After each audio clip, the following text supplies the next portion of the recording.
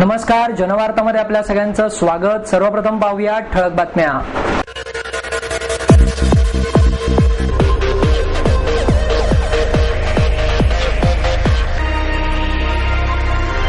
इंग्रजी शिकणं आवश्यक आहे, परंतु आपल्या मातृभाषेला विसरू नका। गोव्याचे माजी मुख्यमंत्री मनोहर पर्रीकर यांचा सल्ला। पवना नदीमध्ये अनेक मासे मृतावस्थेत, साखर कारखान्याच्या मळीचा परिणाम असल्याचा प्राथमिक अंदाज। हिंदू जनजागृती समितीच्या वतीने 13 जूनला भव्य शिवराज्याभिषेक दिन सोहळ्याचे आयोजन। कुष्ठरोग्यांच्या उत्पादनांना बाजारपेठ मिळावी, हिंद कुष्ठ निवारण संघाचे सचिव उदय ठकार यांची अपेक्षा। प्राण्यांच्या प्रतिकृती असणारी पुण्यातील पहिलीच बाग आता नागरिकांसाठी खुली। निगडीत पाण्याचा टँकर, मर्सडीज कार आणि दुचाकी यांच्यातील भीषण अपघातात 6 जण ठार। संध्या फिल्म्स बॅनर अंतर्गत तृषा या चित्रपटाचे मुंबई पाठोपाठ पुण्यातही आगमन। इंग्रजी शिकणं आवश्यक आहे, परंतु आपल्या मातृभाषेला विसरू नका, असा सल्ला गोव्याचे माजी मुख्यमंत्री मनोहर पर्रीकर यांनी दिला। इंग्रजी शिकणे आवश्यक आहे, परंतु मातृभाषेला विसरू नका। आपण जर फ्रान्समध्ये गेलो तर तेथील लोक इंग्रजी समजत असूनही फ्रेंच भाषेमध्येच बोलतात। तशाच प्रकारे आपणही मातृभाषेला विसरू नये, असा सल्ला गोव्याचे माजी मुख्यमंत्री मनोहर पर्रीकर यांनी दिला। भारतीय जनता पार्टी आणि साने गुरुजी तरुण मंडळाच्या वतीने मोफत संगणक प्रशिक्षणाच्या समारोप प्रसंगी पर्रीकर बोलत होते। यावेळी भाजपचे शहराध्यक्ष विकास मटकरी, धीरज घाटे, पुणे आयटी पार्कचे संचालक सुनील वनारसे आदी मान्यवर उपस्थित होते। संगणकामुळे विद्यार्थ्यांना मोठ्या प्रमाणात ज्ञान मिळते, त्यामुळे पुढील वर्षी घाटे यांनी इंटरनेटचा अभ्यासक्रम सुरू करावा। गोवा हे संपूर्ण संगणक साक्षर राज्य आहे। तिथे शेतीचे 7/12चे उतारे 2002 सालापासूनच संगणकावर दिले जातात। यामुळे भ्रष्टाचार कमी होण्यास मदत झाली आहे। सध्याच्या युगात ज्ञानाचा प्रचंड धबधबा कोसळत असून त्यातून नेमके महत्त्वाचे कोणते हे ओळखून विद्यार्थ्यांनी अभ्यास करण्याची गरज आहे, असेही पर्रीकर यांनी यावेळी सांगितले। यावेळी बोलताना भाजपचे शहराध्यक्ष मटकरी म्हणाले, शहरातील काही नगरसेवक तीर्थक्षेत्रांची वारी मोफत घडवून आणतात, परंतु शिक्षणासाठी असे उपक्रम राबवणे महत्त्वाचेच आहे, असेही त्यांनी यावेळी बोलताना सांगितले। या प्रसंगी संगणकाच्या विविध अभ्यासक्रमांमध्ये यशस्वी झालेल्या विद्यार्थ्यांचा सत्कार पर्रीकर यांच्या हस्ते करण्यात आला। कार्यक्रमाचे प्रास्ताविक धीरज घाटे यांनी केले।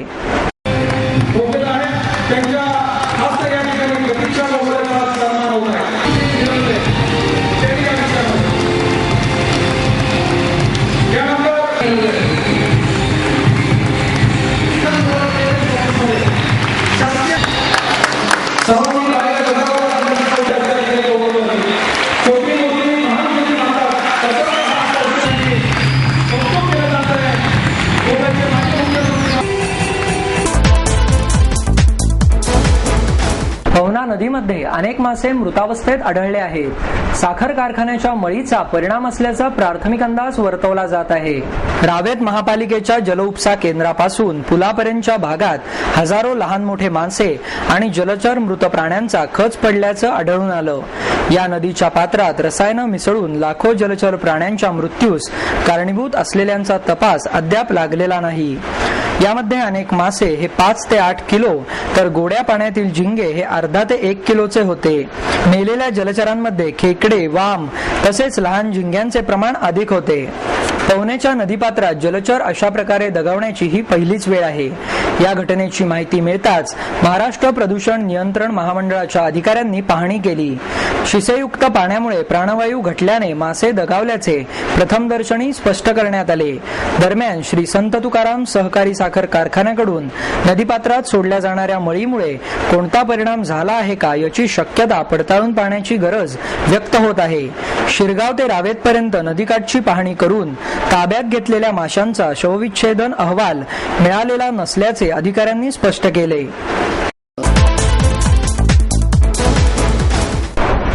हिंदू जनजागृती समितीच्या वतीने 13 जूनला भव्य शिवराज्याभिषेक दिन सोहळ्याचे आयोजन करण्यात आले आहे. शिवराज्याभिषेक दिनाचे यंदा 338वे वर्ष आहे. त्यानिमित्त भोर जवळील किल्ले रायरेश्वर येथे राज्यभरातील हजारो युवक उपस्थित राहणार आहेत, अशी माहिती हिंदू जनजागृती समितीचे अध्यक्ष सुनील घनवट यांनी पत्रकार परिषदेत दिली. यावेळी विनायक सणस उपस्थित होते. 13 जून रोजी सकाळी 6 ते 10 या वेळेत किल्ले रायरेश्वर सर करून अभिषेक, शपथग्रहण सोहळा आणि आरती करण्यात येणार आहे. यानंतर शिवशाहीची आठवण करून देणाऱ्या स्फूर्तिदायी मिरवणुकीचे आयोजन सकाळी 10:30 वाजता भोर येथून करण्यात आले आहे. पारंपरिक पद्धतीने काढण्यात येणाऱ्या या मिरवणुकीत बैलगाडी, घोडे, हत्ती आदींचा समावेश असेल. याशिवाय बारामती येथील शिवकालीन मर्दानी खेळांचे पथक त्यांची कलाकृती सादर करणार आहेत. वारकरी संप्रदाय या मिरवणुकीत मोठ्या प्रमाणात सहभागी होणार असून असंख्य वारकरी दिंडीसह भाग घेणार आहेत. शिवनेरी, रोहिडेश्वर, रायरेश्वर आणि पुरंदर अशा 4 ठिकाणांहून आणलेली ज्योत या मिरवणुकीत असेल, अशी माहिती घनवट यांनी दिली. यानंतर दुपारी 12 ते 1 या वेळेत भोरमधील महाड रस्त्यावरील अभिजित मंगल कार्यालय येथे ज्येष्ठ इतिहास संशोधक निनाद बेडेकर, पुनन काश्मीर या संघटनेचे अध्यक्ष डॉक्टर अश्विनी कुमार श्रुंगू आणि हिंदू जनजागृती समितीचे महाराष्ट्र, गोवा आणि गुजरात राज्यांचे प्रवक्ते रमेश शिंदे हे उपस्थितांना संबोधित करतील. या प्रसंगी सद्यस्थितीवर आधारित एक नाटिकाही सादर करण्यात येणार आहे. छत्रपती शिवरायांच्या काळात असंख्य शूरवीर मावळे आपल्या प्राणांची बाजी लावून शिवरायांबरोबर लढले.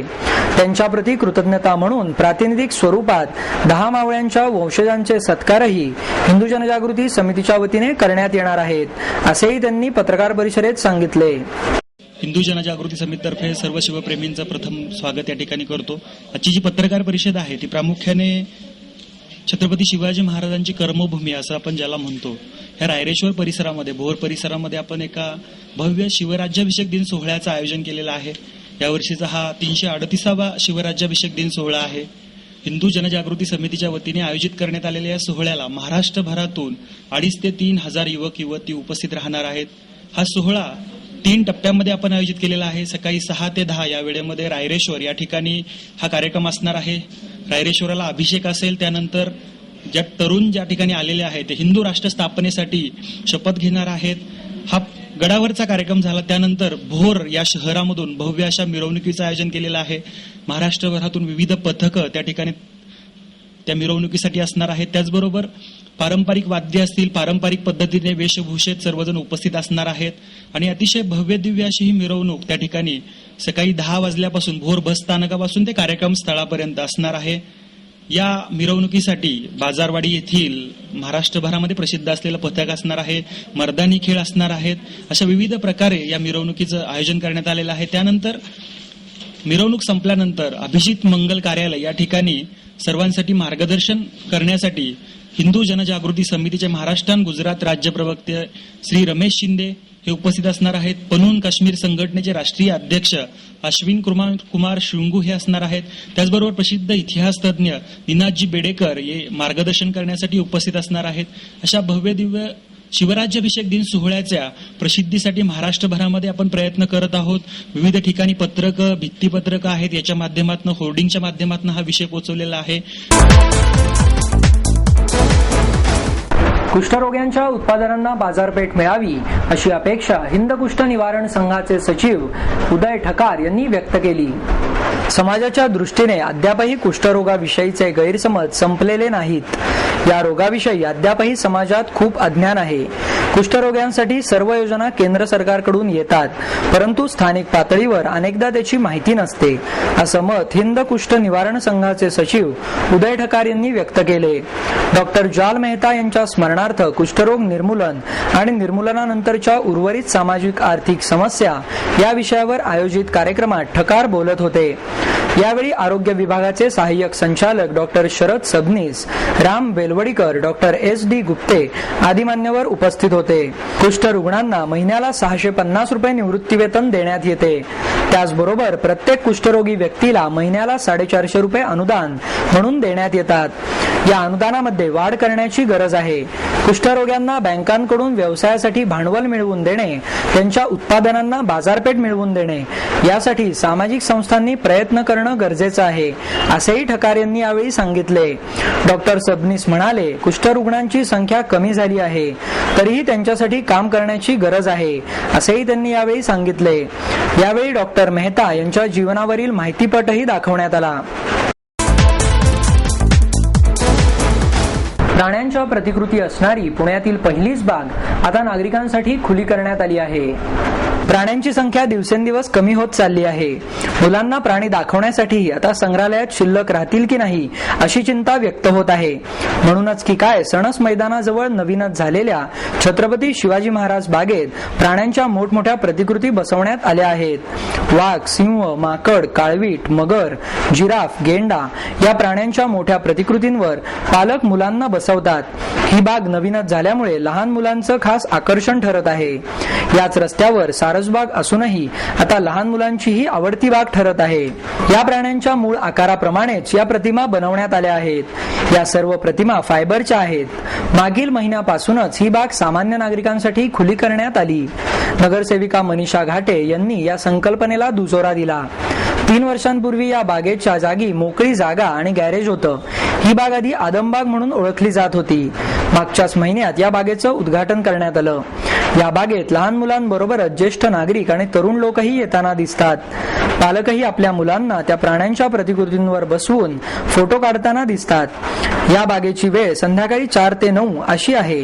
या बागेत असणाऱ्या वेगळ्या आकर्षणांमुळेच बच्चे कंपनी भलतीच खुश असल्याचे दिसून येतं. माझा दिलावर इस्माईल खान पठाण.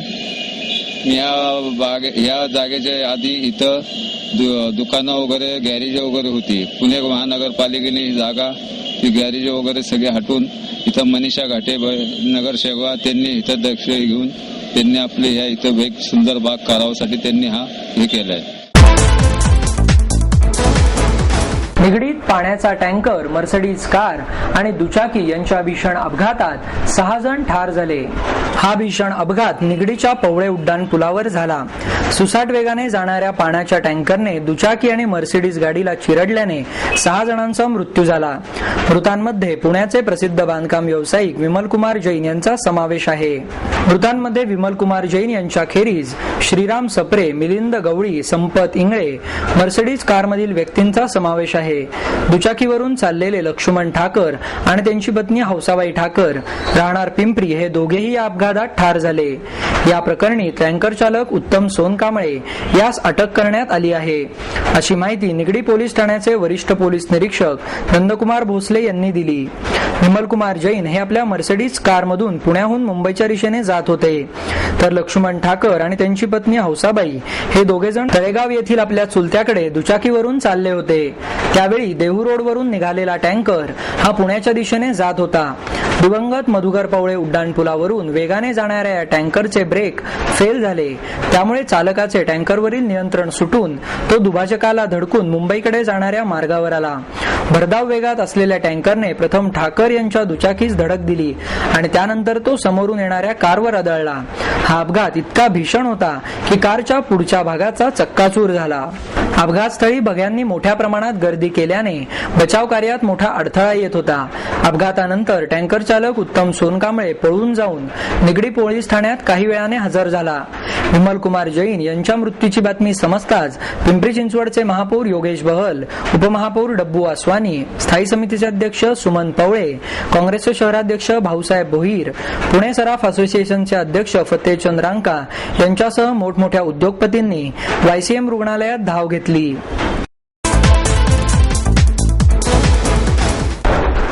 संध्या फिल्म्स बॅनर अंतर्गत तृषा या चित्रपटाचं मुंबई पाठोपाठ आता पुण्यातही आगमन होणार आहे.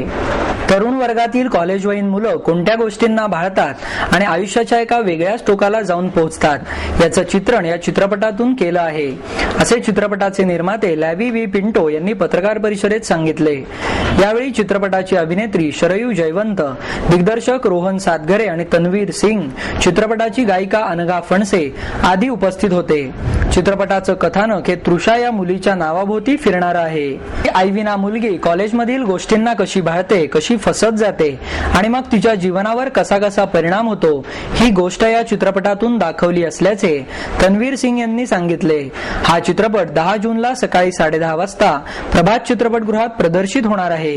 चित्रपटात डॉक्टर विलास उजवणे, आनंदा कारेकर, गणेश मयेकर यांनी ही भूमिका साकारल्या आहेत.